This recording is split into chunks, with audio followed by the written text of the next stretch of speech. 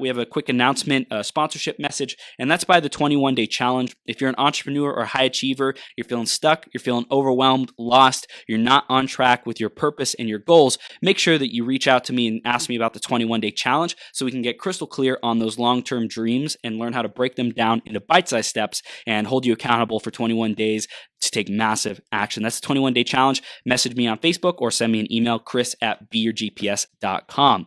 Also, we are talking about the iTunes review of the week this week. And this week, let's figure out who the iTunes review of the week is by. I took a screenshot of it earlier.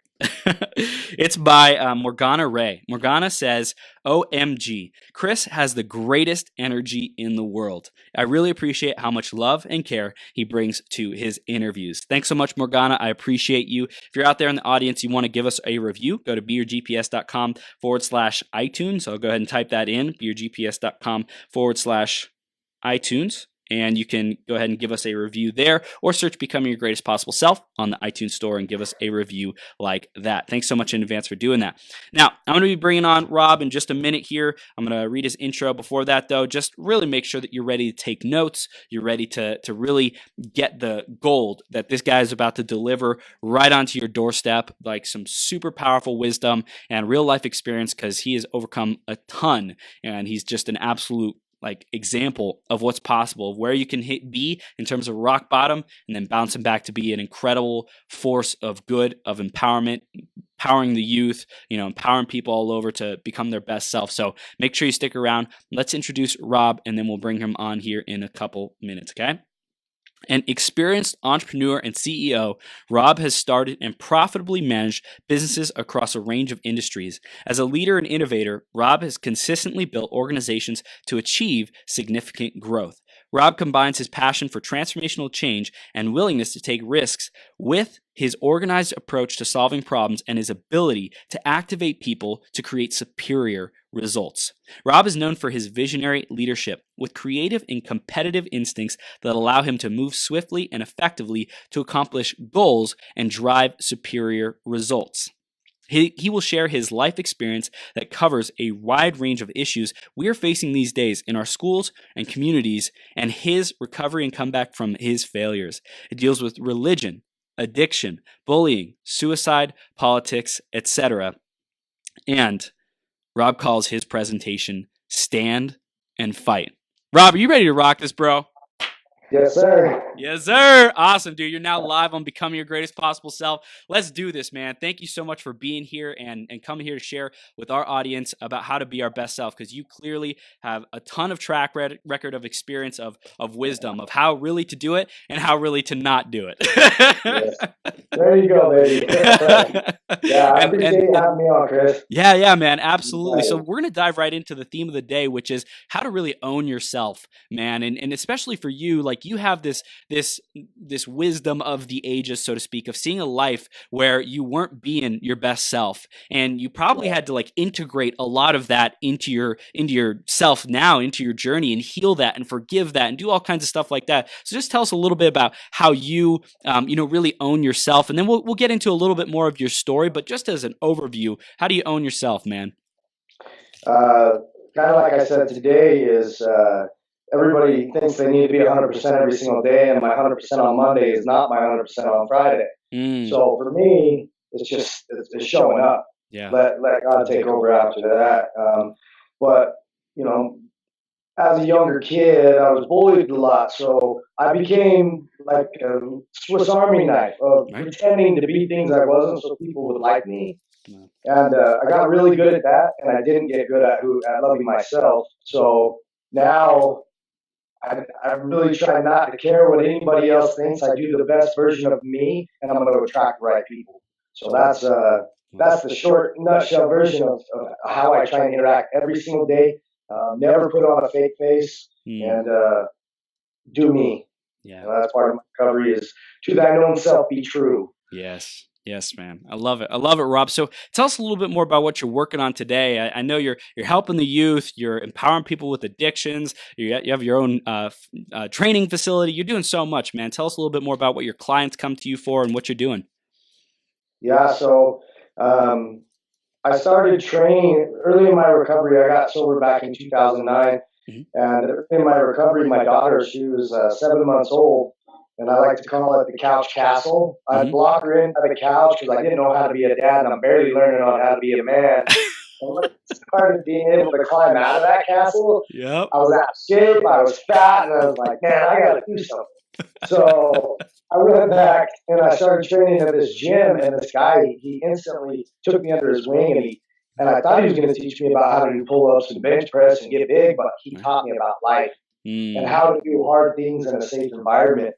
Yeah. And as he impressed my life, I started helping others who were struggling with addiction or low in life. And I quickly found out that most people don't do that stuff because they want to get fit. There's something going on in their life. So that's where life coaching came into play. Wow.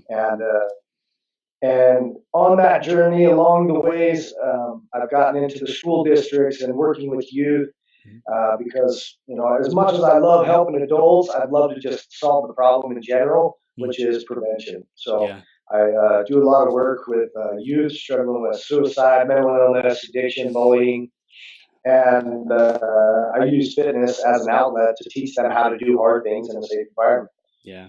Man, that's powerful. I know one of your big philosophies is like challenging yourself and like learning how to adapt to the suffering, to the pain, like almost welcoming it so that you can harden yourself for other difficulties in life that are, inevitable. Yeah. Yeah. So what started that was at 9 months sober, my dad passed away. Hmm. And I was doing this race we have, it's all over the country, I think. It's called Mhm. Ragnar. I'm Mhm. sure people run it. But you have three races, one in the morning, one in the middle of the night, and one the next day. And I was there, I was just a mess. It was 2 o'clock in the morning, it's freezing cold outside, and I'm getting ready to go run.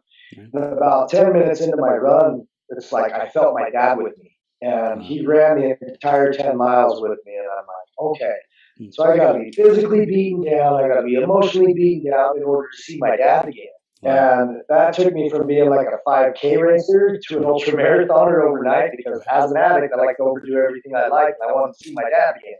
Right. But what I learned in that is my first long run. I'm 20 miles into the mountains. I'm done. I'm done. I don't want to go anymore. And I still have 20 miles to go before the end of the race. Mm. And the lessons I learned in that last 20 would last anybody a lifetime. Wow. So since then, I've gone on to cage fight, compete in jiu-jitsu. I've got a total of 13 ultra marathons. Wow. I don't like running, and I get anxiety when I have to. I get anxiety when I have to compete. Every time I face that anxiety as it happens and don't give it time to steamroll me, I get a little bit sharper. And so now from I was diagnosed bipolar, anxiety disorder, sleep disorder, ADHD, all these things that they wanted to label me with. I haven't taken a single medication for over 7 years Wow. for any mental illness. I'm not telling everybody to go off your meds and go ham, but I wanted to get that holistic side and have some life skills. Mm. I always laugh about, they talk about the zombie apocalypse, and that's going to be when we have a natural disaster and these people, the party shut down, they don't know how to handle themselves for a few days to get through it. We're going to have an issue. Oh my So gosh. I just wanted to find myself. I wanted to find myself able to manage that, and the stronger I got, and the more I dealt with my anxiety as it happened and stood and faced it. I don't get anxious very much anymore, if at all. I think that's excitement. When I feel anxious, I know that I'm supposed to do something great. Yeah. Yeah. I'm supposed to do something great, man. You're doing some great things, Rob. So, dude, you're a powerhouse at really transforming what everyone else is afraid of into your fuel, and I know things weren't always this way for you. So take us back in that journey, man. You mentioned like you had some real rock bottom moments that defined who you are and how you show up with us today as this powerful leader. So take us back there and let us know, what were some of those defining moments and what was the wisdom that you gained from them? So, like I said early on, I got really good at pretending, and you see, you hear people talk about the guy who's really funny and always smiling, but I'd be in a room full of people and just rotting inside. Wow. And as parents, we don't want to see our kids struggle, so what do? We protect them. What we should be doing is preparing them. Yeah. So, growing up in the 80s, it was kind of tighten your boots up, walk both ways in a foot of snow type of old school story that our dads used to tell us. Yep. Don't show your emotions, just be a man. All those things that have proven to be false, and it took me on a long journey of. I developed my first suicidal thoughts in the third grade. I grew up LDS, and when they talk about baptism and they talk about all of your things being wiped away and being clean, and to an 8-year-old mind, I thought they were talking about I was going to be good at math, I wasn't going to be dumb anymore, I wasn't going to be bullied, and I wasn't going to be ugly. Right. And when I got baptized and went back to school on Monday, and I got bullied and I got called ugly, and I still couldn't do math, that's when I had my first, like, what are you doing, God? You lied to me. Wow. So very young, I had these issues that way, and then I didn't know you could kill yourself. I just knew I wanted to, and that led into I was always a good athlete. So if I wasn't on the field or on the track or on the court, I was suffering. And my dad was always successful, and I just wasn't. I didn't get it, and as soon as I found drugs and alcohol, my life changed because it took that pain away. But what they don't tell you is that it takes the pain away at first, but then you got to do more of whatever you're doing to kill the pain, and you got to do more, and you got to do more, and then it just actually magnifies the pain. And I can't even remember 10 years of my life, multiple divorces, and I pretty much blew my entire city up. Wow.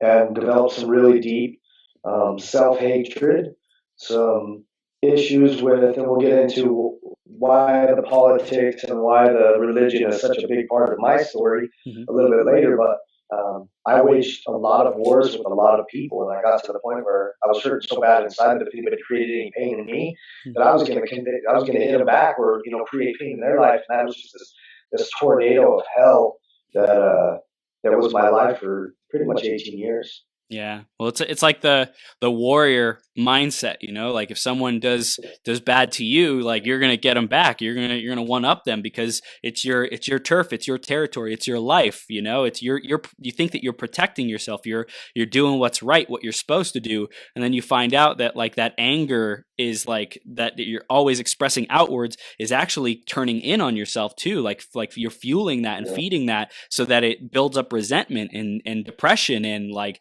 hate towards yourself. So it's like you had to learn like, oh my gosh, like this is not serving me. It's not helping me become a better man.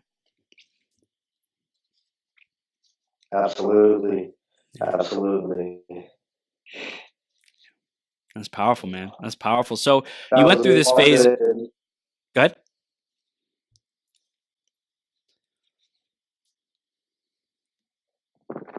Hold on, sorry, you're kind of breaking up. Yeah, you're still there for me. Cool. You can hear me now, right? I think. Oh, now I can. Yeah. Cool. So you went through this phase of life where you were like getting involved with drugs and stuff. Like, how did you break through that cycle?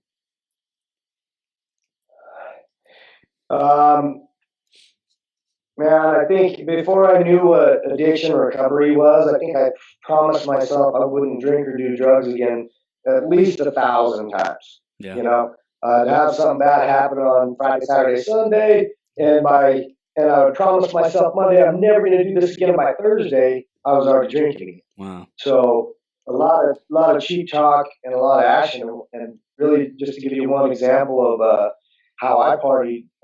I've always been a pretty good entrepreneur and successful. I had a motorcycle dealership, and I sold it. I had some money left over, and about 40 grand. And I went out after the sale of that, and this is a Friday, and I don't remember Friday. I don't remember Saturday, and I wake up on Sunday, and I go outside to have a cigarette, and there's this huge construction trailer in my driveway. And I'm like, asking my buddies, like, whose trailer is this? They're like, it's yours. I'm like, what? Like, yeah, you went and bought a concrete company yesterday. I've never lived in a shovel in my life. And here I have this $40,000 trailer sitting in my driveway. I have no idea how I even got the idea. Wow. So that led on to a successful 10-year run in the concrete business. Dang. But it was like, I was just like, they gave me the nickname Tasmanian Devil, man. I was, my pain and my extreme nature, it led for a really bad time. And it came to pass, my daughter was born, and my wife had just left me, and I knew that my daughter needed better. And in my head, that meant me killing myself. And because most people think, oh, you have a child, you know, you need to clean up, you need to do this and that. But in my head, I'm thinking, I can't even take care of myself. How am I going to take care of this perfect little girl? Right. So I made a plan and went up above. We have a temple up on the mountain here, and I went up there and I'm getting ready, and I put the gun in my mouth, and I go to pull the trigger, and my mom and my daughter kept popping in my head, and so I'm really confused, and I'm trying to work it out. I'm like, I know why my daughter is. I know she probably wants to know her dad, but if I do this, she'll never know me, and whatever man comes in her life can be her father. But my mom, she was a real God-loving woman. So I'm like, you know what? I'm going to say a prayer to my mom's God that has never answered any of my questions. So when he doesn't answer my prayer, I'm going to pull the trigger. And I knelt down and I said, I don't know nothing about a still small voice. I'm going to need something a little louder than that. And if I don't get my answer before I open my eyes, I'm going to pull the trigger. And I opened my eyes at the end of that, and a firework display went off. It was August 31st, 2009. And I'm sitting there, and I started crying. And during that time of the fireworks, I heard a voice that said, "Is that loud enough?" And it like paralyzed me. And to grant, I'm not a religious man, and it really, really freaked me out. And when I got my wits back, I drove down to my parents' house, told them what had happened, gave them the gun, and ended up in detox and went to rehab. And here I sit, 112 months sober.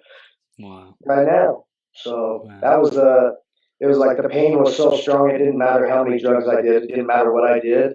I was just, it was bad. And I can't imagine being any darker, zero light at the end of the tunnel. I've burned every bridge and every castle behind it. Yeah. Like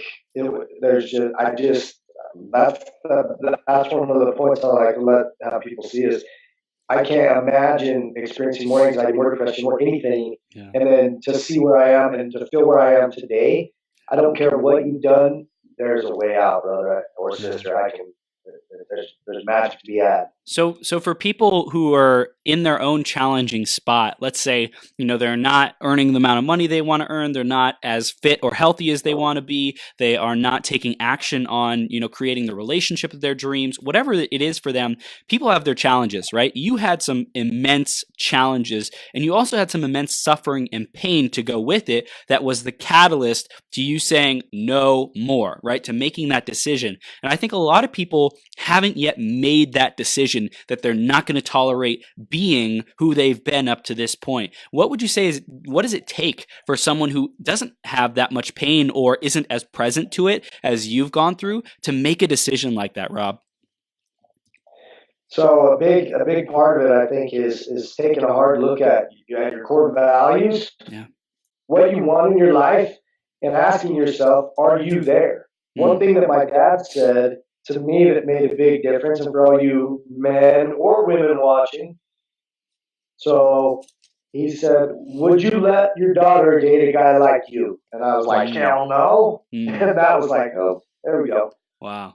So it's like, would I date me? Would I want to date me right now? And if the answer is no, then get to work, And the bigger thing is so many people spin their wheels looking for the shortcut, for the easy fix diet, if you want the money, it's all hard work. And I think it follows passion. Find something you love to do, find something that you're good at, and go do that until you make yourself work a little bit more.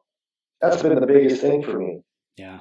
Dude, so powerful, Robin. Right now, we're at the 15-minute mark. And if you're out there in the audience right now, we're going into our first GPS game. And what that is to tag 3 people and share this video to your live feed. And thank you for sharing this so that people can get access to it. So go ahead and do that, and you'll be entered into a drawing to win a self-help book for the day. We love giving these books away. We love seeing people win and step up into their self-development, personal development, and become their greatest possible self. So go ahead and do that right now to participate in your first GPS game. And Rob, we're going to come back to you right now, man. And really, like, what was the thing that accelerated your growth after reaching this decision of no more, this decision of I'm not going to tolerate being that old version of me anymore? What accelerated you through to this new phase of your life?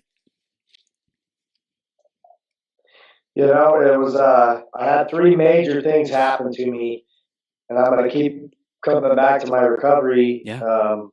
My wife left me right out of rehab, and I made a deal with myself. I'm just going to get raw with you. So I made a deal with myself in rehab that if my life ever got so bad that I needed to use drugs or alcohol again, kill myself, so at least I would die sober.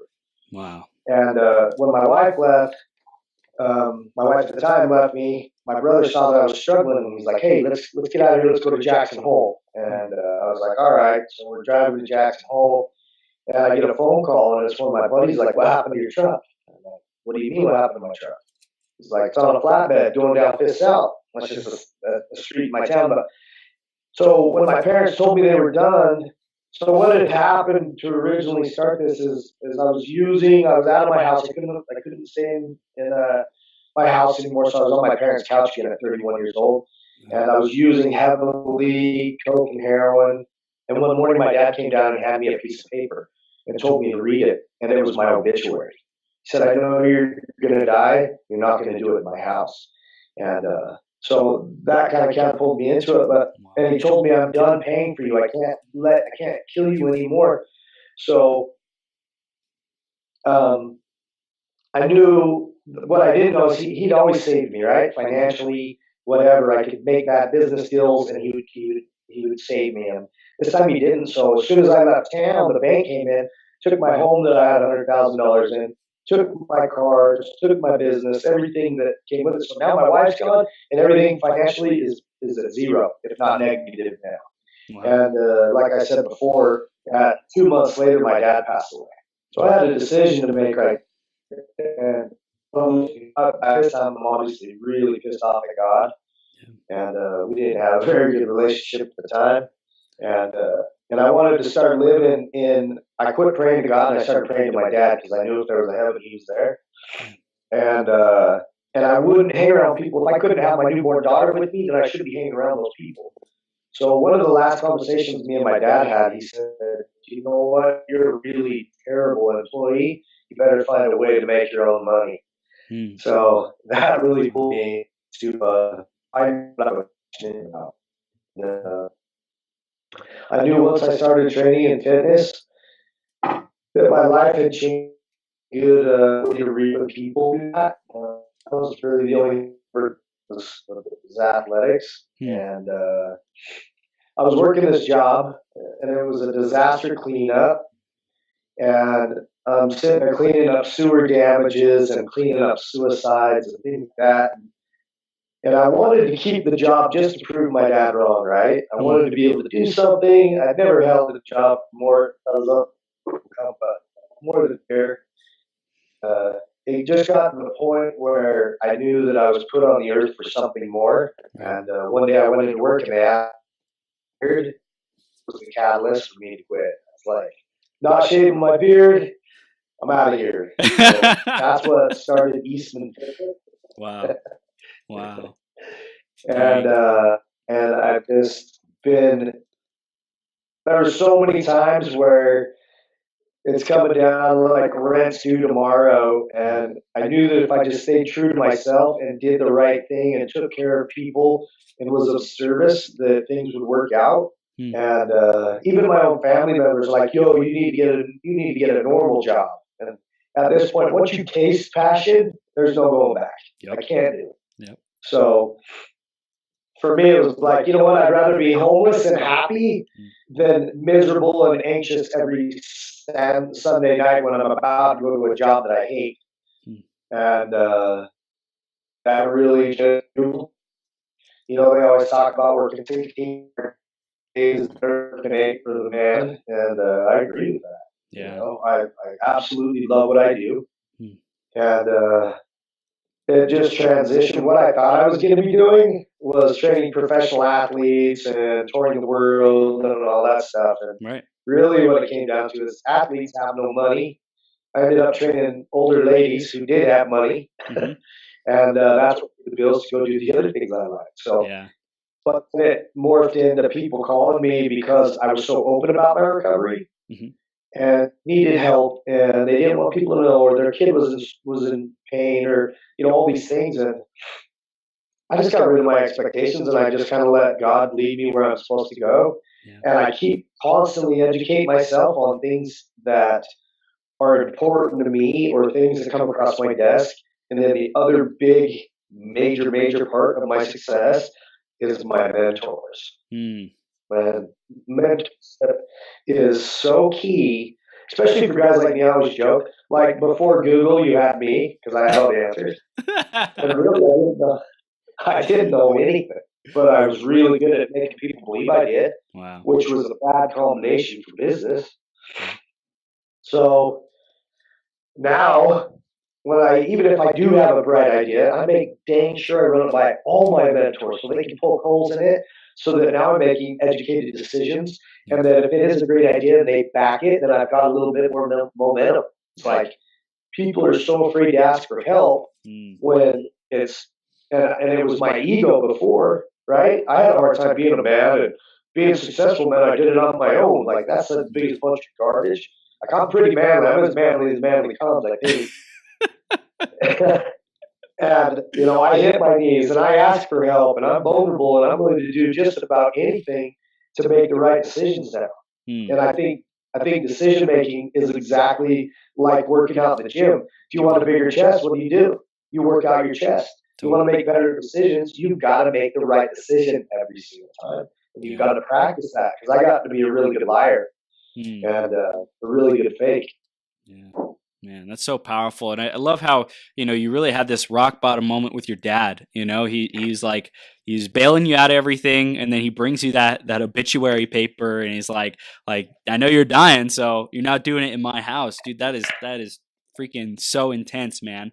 And, you know, like, I just really feel like he was there as your guardian angel, you know, really to keep you on the path as long as it took, kind of thing. And then at that point, he's like, okay, you know, I've taken you as far as I can go. You got to start learning these lessons on your own, you know. And I'm sure, like, after that phase as well, you probably started seeking outside mentorship, especially, you know, leader men who you looked up to, who could be like a father figure to you, to lead you on the right path, who you probably listened to them different. You probably, you know, respected them differently than your dad. You loved your dad, and you probably would take different actions. Your word, your bond with those mentors and those teachers and those leaders was different, because, like, you saw them differently. You they had what you want. You related to them different, and so sounds like that was a big factor in you transforming how you see yourself and how you show up in the world too.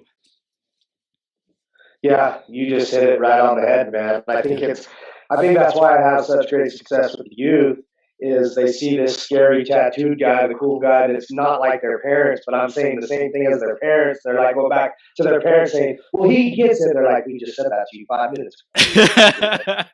There's some benefit to having a coach. There's some benefit to just being told what you already know by somebody that has no emotional attachment to you. Yep. And so for me, I do seek it out. That's the biggest regret, is I was a complete jerk to my dad the entire 31 years that we were together. And now all of my success, you know, that's where my faith comes in, that I hope I get to see my dad again one day, to give him a big hug and then slap his face and say, you left me way too early. I still needed you. You know, from the boxing lesson. But now the mentors, the men and women I have in my life, my mom, I don't give her enough credit, man. She saw me through some absolute insanity, and I always talk about my dad because he was the money man and he saved me, right? But my mom was there to clean it out. Yeah. My proverbial all the time, Yeah. wiping my mouth as a 31-year-old, and she's been through hell. And now I get to have an amazing relationship with her. But even at this age, I still don't like to be told what to do by my mother, right? So Of course not. that's where I want to hear the same thing from another female mother figure so that I can respect that relationship a little bit differently. Yeah. And but it's huge, man. It's like young and old. You know, I like this. There's that meme where there's the guy that's like a bunch of puzzle pieces are taken out of him, and there's one young kid with a square missing, and that guy that has nothing is handing him his perfect square. Wow. It's like we do. You know, I've been into downtown Salt Lake City, Utah, and that's our capital, and sat and fed the homeless quite often, and I'll be sitting there having a conversation with this person, and it's like they used to be a CEO, and you can tell that they're super educated, and that one thing didn't go right, and they just never corrected it. So they've been homeless for a year, 2 years, 3 years. This dude who I'm sitting there feeding the burritos 5 times as smart as I am, he may just have some untreated mental illness or something that he needs to dig out of his past. It's crazy. Yeah. It's like that so easily could have been me, but yet here I sit. I've got a beautiful family. I've got a farm. I've got multiple businesses, and it's just you just can't take it for granted. And that's why I want to surround myself with people that love me enough to tell me no and to tell me when I'm full of shit. Wow. I don't know if I can surround this. Yeah, you can. Yeah, dude. So does that involve the stand and fight? Like, tell us about that. Like, how did you get into that mentality of standing and fighting for what you believe in and fighting against your resistance, your demons, your BS? Like, where did that come from, man? So a big part of that is I ran my entire life. Like as soon as what do most people do when they feel anxiety? It's like medication or I don't want to go anymore. I don't want to try it. So you're running, right? Yep. And once, like I'm telling you, I was 31 years old in the fetal position, right? And the only person I could see was my mom. Like I'm embarrassed to even say that right now, but in general, I can't imagine experiencing any more anxiety without being hospitalized. Wow. And it's like I believe anxiety is a man-made invention. It's people allowing their loved ones to not face things that are scary. They may not even be dangerous; they're just scary. And once I stood and fought my demons, fought the anxiety, fought the depression, paid enough attention to be like, why am I even feeling that way? Yeah. Understanding my triggers. Anxiety, this big, huge grizzly bear turns into a little teddy bear that I put in my back pocket. So it's like the more I stood and fight, the stronger I got. Wow. Right? And mine came in the form of taking a cage fight off Facebook at 35 years old.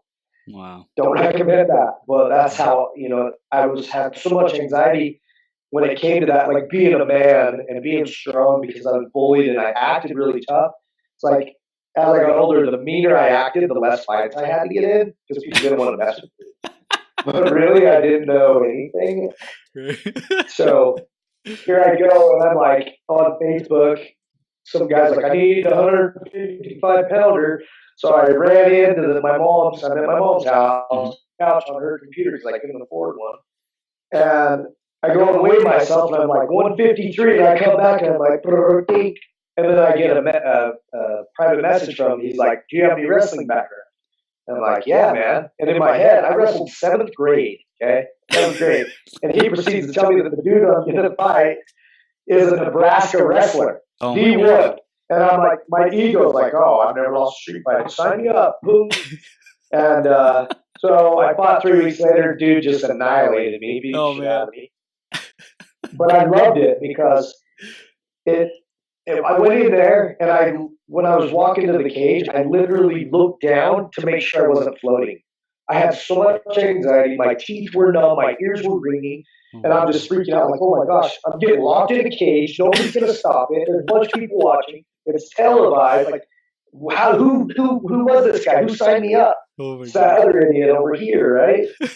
And I got out, and everybody's like, man, you're so brave. Like, everything happened opposite of what I thought it was. I thought people were going to say I was dumb and weak and all these things, and it wasn't that case. So the first time I've ever given in and said, you know what, I need to go train with that kid.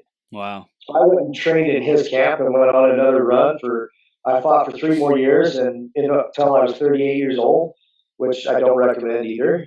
But you should start at 20 and work up to 28, maybe.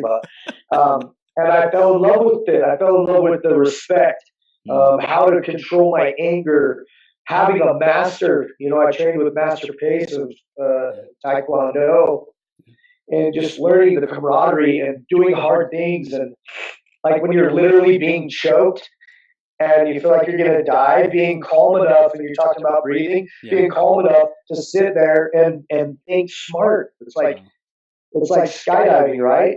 You might be terrified of heights, but look, buddy, you got about a minute 15 before you got to pull the trigger. So think about it. So you jump out of the plane, and there's no more time for fear. Right. Like you've got a decision to make. Yeah. So when I'm dealing with life and death situations, dealing with suicides, dealing with talking people off of a ledge, it's like you've got to be right-minded. You can't play into the chaos of the world. It's like if I live in chaos, it becomes my lion's den, right? Yeah. And I train with a bunch of killers, not actual killers, but really tough guys, and they keep me honest. My Tuesday looks like riots in LA. You know what I mean? And we train daily for worst case scenario, so that when it happens, it's just another day. So that really helps me in my recovery. That if something happens, I'll figure it out. And if I can't, I got a whole bunch of people. Go ahead. Yeah, I was going to say, I want to dive into the martial arts aspect in just a bit. And before we get to that, we're at the 30-minute mark. So this is the GPS game number 2. And if you're listening, the first person to comment after this gets entered into a drawing to win a self-help book. So the first person to comment wins or enters into that drawing. Okay, so comment, go ahead and do that now. And Rob, let's dive into the aspect of martial arts, because like I've always wanted to invest more in martial arts. I've always wanted to do that more, and I've been concerned about my body, like my physical frailty, and I know that there's a fear of that that's kept me from doing it.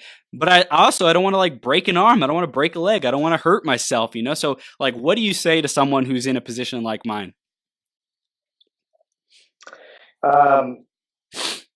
One, you got to do your due diligence on the gym, right? Mm-hmm. But I think I've only been into one gym my entire, we going on 6 years of MMA. That it's bad business to have somebody come in and you wad them up, because then they're never coming back, right? Right. So when you go in there, you'll see a black belt in jiu-jitsu. Mm-hmm. He has no ego because he knows he can kill you.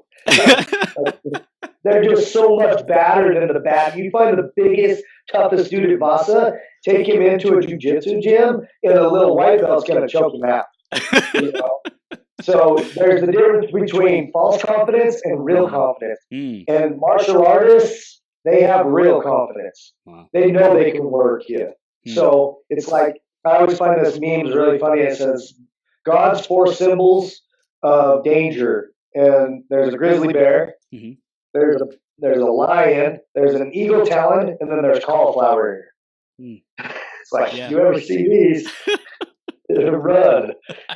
So it's a really cool experience. And part of that, I think, is the male ego or female, when you're like, oh, I might get beat up, I don't want to look stupid, I don't want to. You're going in there to better yourself. Go in there very humble, check your ego at the door, and now you're a student again. And just from the few conversations I've had with you, I think you do amazing because you are a student of the game. And as soon as you stop being the student, you always want to be the chief is when you lose. Yeah. I learn something new every day from somebody. Yeah. And it's just a very humbling. It's like playing a game, right? It's like nobody likes cardio, but if you go in and you learn to roll, it's called rolling. Yeah. With a good jiu-jitsu guy, it is so fun. I'm just crazy. I'm almost 41. I wrestle like 10 hours a week. Wow. Like that's more than most high school kids. And I love it. And I know my limits. So breaking an arm, stuff like that, that's very rare that anything like that happens. Right. Maybe in an actual cage fight when they're fighting for $1 million. But if you go to a legit jujitsu gym or taekwondo, or you're not going to get hurt. You might sprain an ankle or something like that. But in general, it's pretty safe. That's awesome, man. Awesome. So, So, in terms of the youth that you're reaching into their lives, like what is the approach that you take to make that difference with them? Like, how do you show up? What's your intention? What's your outcome with them so that it makes a difference?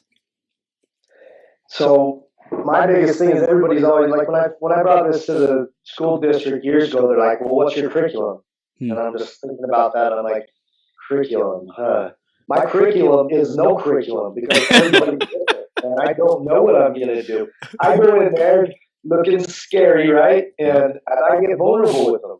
Yeah. And I tell them a little bit about my story, and they're going to share in hopes that they get vulnerable with me. And then I go from there, you know. So as far as religion goes, I went to Mount Everest Base Camp last year and took a group of 39 people to base camp, and I got all immersed into the Buddhist religion while we were there, being blessed by the lamas and seeing the dedication to meditation. And then I was born and raised LDS, and my wife's Catholic, and like there's so many good things. And so I try to be non-denominational. If you don't like religion, let's talk about energy. Let's talk about Mother Nature. And I think it's getting back to the spirit, the core of the hurt, and helping them dig it out and letting them know that it's okay to be vulnerable and that it's okay to show emotion. Because most kids are either stuck on their cell phone and they're just like instant gratification. They take that away and it's just, they don't know how to handle it. Right. And fear of rejection, asking a girl out, it's way easier to just text it, you know? And so I try and get them off of that stuff and use athletics or use art or use music of a way for them to express themselves and find out that what makes them tick and help them build that as a coping skill and get rid of the stuffing your emotions and all that. Because one day it's going to come out, whether it's in your first marriage, second marriage, 10th marriage, or hopefully just your first when you've handled your stuff as a kid and you learn good coping skills. And the other part is they're so afraid to fail and they don't realize, I don't know if their parents didn't get what they wanted out of their life, so they're trying to project it onto their kids to be this magic man. That failure is such a huge part of success. It's like, shit, you're not failing, man. You're doing something wrong. Yeah. You know? I'm curious for people who are like trying to teach their kids how to embrace failure while still saying like go for success. You know, like we want to program, so to speak, their mind that success is good and you deserve success, you deserve, you know, greatness, and also like attack the fear. How would you encourage that we teach our kids that? Let them fail. Don't save them. Like the biggest thing is like you got the helicopter parenting. You got the kid that scuffs me first time on a bike, and who's there? Mom or dad's at a dead sprint. Goes swoops them up like they just got hit by a truck. Like you're gonna fall 10,000 times, dude. Get up, brush it off, get on the bike. Just being less reactive that way at a young age. That's why. Like we need to start having the conversations that help you.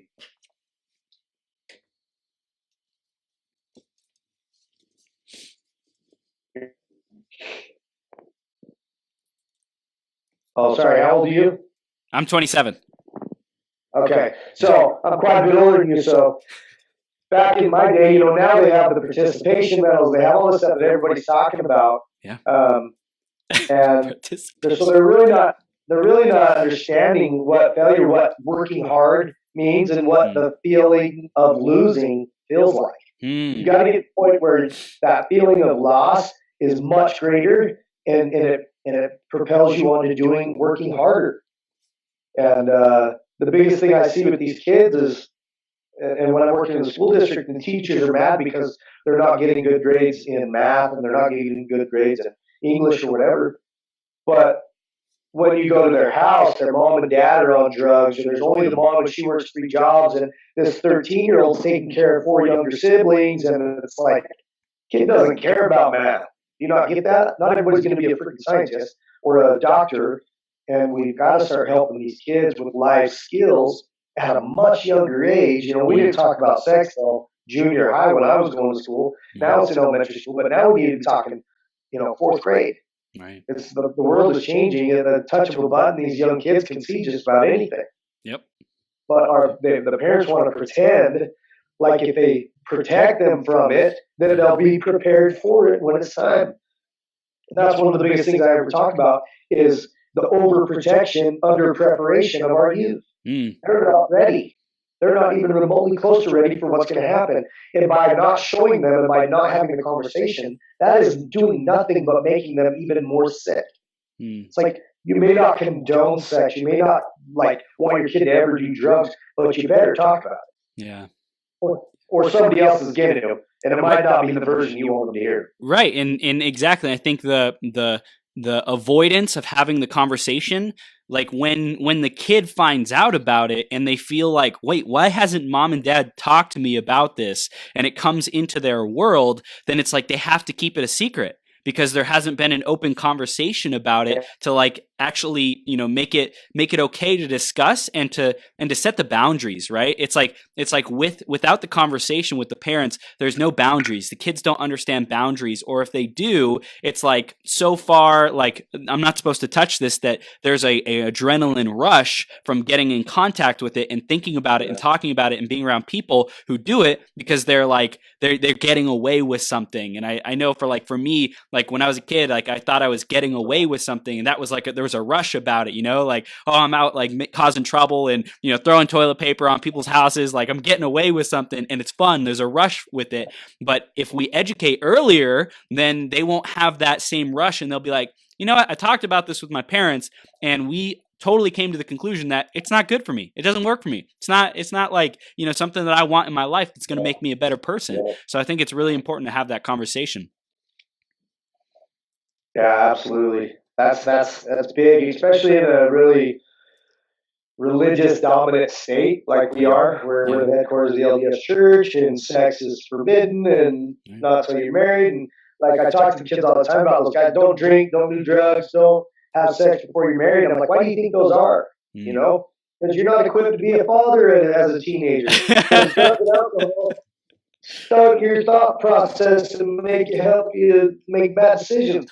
It's common sense. It has nothing to do with the religion. And people go so far the other side of that. It's like the first time they hear or see about sex is porn. They're like, woohoo! Can't wait to date that girl. Yep. And then when that doesn't happen, you get all these men or women that are hooked on porn because their real love life isn't like that.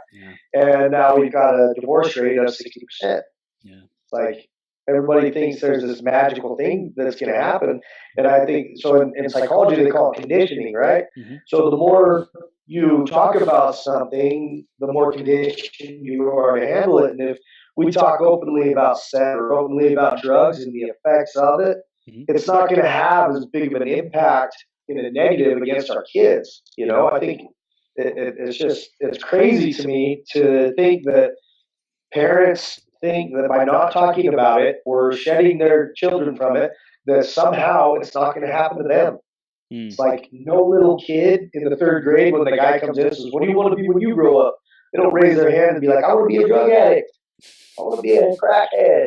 It's it doesn't discriminate. I had more opportunity than anybody probably watching this video. Wow. And I screwed it all up. Imagine if I didn't come from that lifestyle, what you have. It doesn't discriminate. It doesn't care how much money you have, what color your skin is. It does not care. You stuff bad feelings long enough, it's going to get you. Damn. So powerful, man. So powerful. And we're about at the 45-minute mark. We're going into our third GPS game, ladies and gentlemen. So the first comment that shares what your biggest takeaway is from Rob's interview, he's been dropping some fire for you. The first person who says the wisdom that you've gotten from this interview with Rob, comment that in, and you'll get entered into the drawing to win a self-development book. So Rob, dude, let's dive into the last portion of this interview, really looking into your own growth so we know how you're becoming your greatest possible self in 2019. I know you made a post about it on Instagram today, talking about all these crazy things that you did in 2018. What do you see as your biggest area of growth for 2019, man? Oh, I'm going to work really hard on. So I've been doing what I'm doing for quite some time now, 8 years. And because I came from literally being homeless to where I am now, I've been maybe too protective of letting people into my world as far as business, Mm. because I don't want somebody to come in and screw up what I've worked on for whatever. Yeah. But I'm at the point now where I'm being requested so much that I can only do so much as one person. So Yeah. we're going to work really hard this year on expanding into the youth uh, treatment and giving some, being able to reach more people, and then really just doubling down on my relationships, the close people in my life. I hear people all the time talk about not having any friends or whatever, and I always just go back to that saying: it's better to have 4 quarters than 100 pennies, and Mm. that is just some of the best wisdom I've ever received. And Wow. we look to surround ourselves with all these people, and it's just, I go for the quality over quantity, and I want to make sure that the people in my life know I love them. So if you do that, you'll never be alone, and you'll never be homeless. I love it. I love it, man. So what does it really take for you to surround yourself with quality people? What do you focus on? How do you do that? That comes back to just being your best self, man. Yeah. I'm me 24/7, um, and it usually attracts the right people, and my bluntness will scare the fake ones away. And truly being out seeking, like, it's crazy. I work with the police department, and I work with some of the mayors, and I work at and speak with some of the people at the state senate. And my mom, she met me up there, and I walked in, and I had this same shirt on, t-shirt, flat brim hat, and I'm walking onto the Senate floor, right? Wow. And she's like, "I can't believe you didn't dress up." And I'm like, "That's the part of it. I've got to be me. Wow. That's the biggest part of anything, is I've got to do me, or I'm a less version of it." Mm. And one of my YouTube uh, mentors, ET Eric Thomas, says, Yep. you don't pay me for my attire, you pay me for my wisdom. And Mm. he said, the good have to dress up. Great, you can wear whatever you want. And I want to try and be great, and I want to be comfortable doing it. And really, I seek those men out that are truly trying to make a difference. There's the guys out there, flashy cars, flashy this, flashy that. And then there's the guys that are worth 10 times that you would Yep. just never know. Yep. And they're humble, and it's sometimes it's hard to see who the sharks are and who the minnows, and Mm. and I'm getting better at seeing that, though. So the more powerful, and I'm not talking necessarily financially, but just the spiritual leaders. I delve into doing Indian sweat lodges this last year, Yeah. and to hear the wisdom and how simple the thought process is, and suffering safely in a freaking hot sweat lodge in a spiritual way. It's just like, I've met some amazing people, and I'm going to continue to seek that out. And part of that is, the biggest thing about prayer is it's not just going to happen. You have to take action on your prayer, and you have to be willing to take the opportunities when they come, and not let anxiety, like, oh, that's too big of a deal for me. I'm not qualified for that. Bullshit. Mm. Go handle that. Fail. Pretend. Go get it. I don't, man, I'm going to take every opportunity that comes my way, and I'm going to learn something from it. Yep. I'm either going to land it, or I'm going to belly flop. Either way, I'm going to get back on the diving board.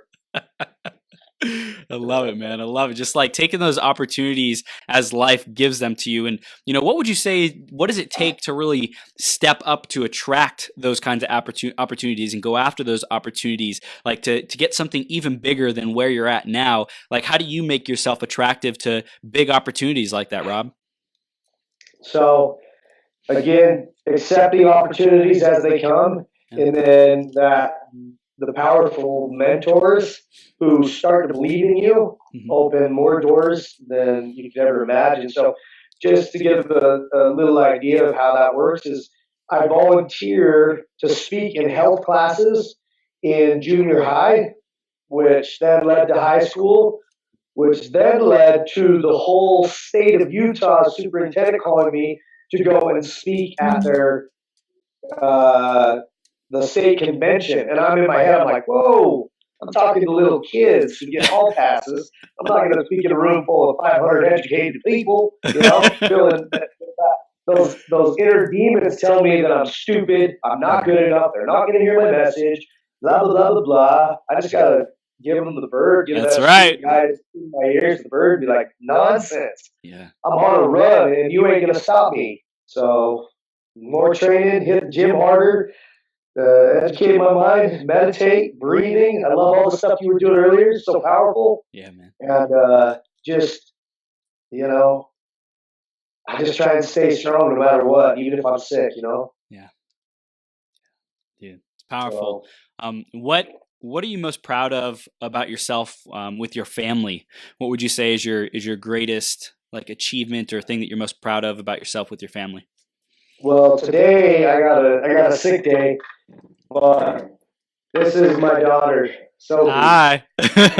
and she's the one that I was thinking would be better off without me Yeah. when Wow. she was born, and I can't imagine not being a part of this girl's life. She's the most special thing, and then my wife and kids who are at work and at school.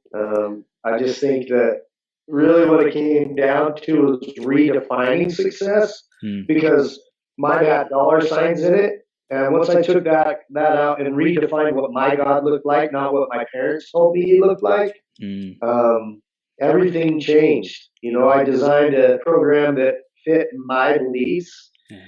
and that still challenged me, that still commit me to being faithful to something, and then uh, being the best version of myself, and the money comes. Yeah. That's not been a problem. It's been being consistent and no matter what, sick, Yeah. tired, bad day, good day, doesn't matter. Consistency. Wow. Uh, That's incredible. that's what it is. So. That's awesome, man. Well, I really acknowledge you, Rob, for the amazing dad that you are, the amazing leader that you are, and I love the especially for people who have a religious view or a spiritual view that was imposed on them. Like for me, I turned into an atheist because I wanted to rebel against my parents. And then I Yeah. got a lot of, like life smacking me in the face saying, you're not listening, you're not paying attention. Yeah. I said, okay, Yeah. I don't know. Maybe I just don't know. Yeah. And then I moved into like being spiritual in alignment with nature. And there was always this kind of like stuff, this baggage around God that I didn't feel like maybe I didn't forgive myself because I, denounced God and, tried to rebel against my parents or whatever that was. But I really love what you said there about, what does my God look like? And for people out there who are, designing their best possible selves, their greatest possible selves, if there is an omnipotent, being that is, so to speak, running this thing, what would you want it to be like? How would you want it to respond to your requests and your desires and your dreams and the things that are important to you? Like design that and get into alignment with that and celebrate that's the God that you're choosing, not what society tells you. It's like, who are Yeah. you? And what do you want as a person that's like legal, ethical, moral, not like, okay, my God gives me all the donuts that I want all the time and I Yeah. never get overweight. Yeah, that's exactly it. So the reason I talk about the politics of religion is my dad was he was a car dealer, Yeah. and then he goes and he's the school board president, and then he goes and he's the state senator, and then he wins the majority whip at the state senate, and I'm working on the governor's campaigns. And then my uncle is one of the 12 apostles of the LDS Church. So here I am in this limbo of God and success and religion and all these things, and I'm just getting lost. I don't get it. Yeah. So as I get it, I know that it has nothing to do with religion. It has nothing to do with that. It has to do with me owning my own shit, handling it. And the earlier you can learn how to do that, the better your life's going to go. And it's not easy. It is grind. It is a grind. If people saw the amount of time and effort I put in to get where I'm at now, they quit. And that's the other thing. Not everybody has that drive. But if you're willing to put in the work and the effort, man, I'm willing to work with people all the time that are grinders. That's fun. Give them these crazy goals to hit, and they're just chomping at the bit. Go get it, baby. Go get it. Hell. Yes. I love it, man. I love it, Rob. Well, dude, we're wrapping up now. And if there's a final piece of wisdom that you want to give our audience from this interview, what is that? Man, So I've got a saying that I really like, and because we've been talking about fighting and things like that, it says, the student asks the master, you teach me fighting, but you talk about peace. How do you reconcile the two? And the master replied, it is better to be a warrior in the garden than a gardener in a war. Always prepare yourself for the opportunity, because it just might happen, and it's better to be prepared than unprepared. So. Damn. So much fire, Rob. I love it, dude. Our audience is hungry for more of you, Rob. How do they stay connected? How do they get involved with what you're up to? What's their next steps, man? You can get in touch with me on Instagram at Coach Eastman and the number 8. Facebook, Rob Eastman, or Eastman Fitness and Wellness on Facebook. And then my website is eastmanfitnessutah.com. Dude, so much fire. I love it. I love it, Rob. Well, thank you so much for being here. Thank you for being the man that you are, the family man that you are, the leader, the teacher, the business owner, the entrepreneur, the just everything that you're creating, the visionary, man. I'm super stoked to see what you create in the next year and especially in the next 10 years. The impact on these youth's lives is absolutely going to be so astonishing, man. The pace that you're on, it's like breakneck transformation of everyone around you is just stepping into their GPS, their greatest possible self. So I'm really proud of you, man. I acknowledge you and thank you for so generously giving us your time and your wisdom, because I know a lot of people who tune into this are going to be like, wow, I'm fired up. I know I can accomplish more. I know I'm meant for more. And you really inspired them, man. So thanks so much for coming on. Awesome. I appreciate it. Have a great day. I appreciate you too. We'll see you soon, okay? Right on. Later.